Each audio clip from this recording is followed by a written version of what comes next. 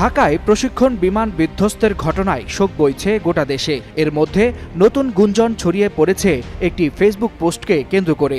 Anonymous main page নামের একটি Facebook পেজের একটি পোস্ট শেয়ার করছেন অনেকেই।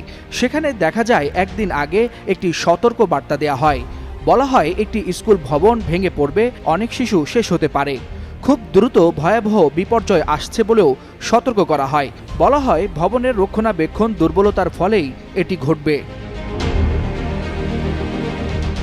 তবে কোথায় হবে, কবে হতে পারে এই দুর্ঘটনা তার কিছুই উল্লেখ করা হয়নি সেই পোস্টে।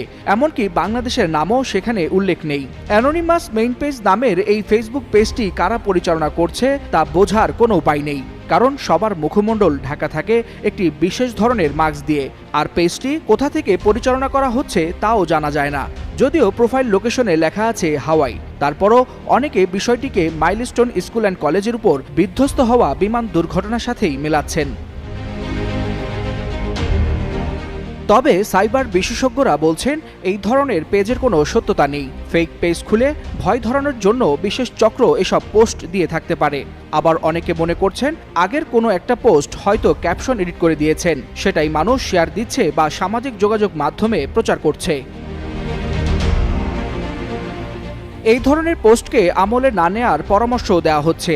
শুধু এই পোস্টেই নয়, বাংলাদেশের নাম মেনশন করে একাধিক পোস্ট দেওয়া হয়েছে 2,94,000 ফলোয়ারের ওই পেজ থেকে।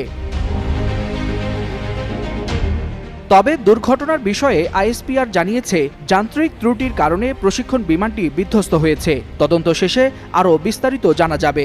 এমনকি পাইলট বিমানটিকে ফাঁকা জায়গায় নিয়ে যাওয়ার চেষ্টা করেছিল বলেও উল্লেখ করে আইএসপিআর।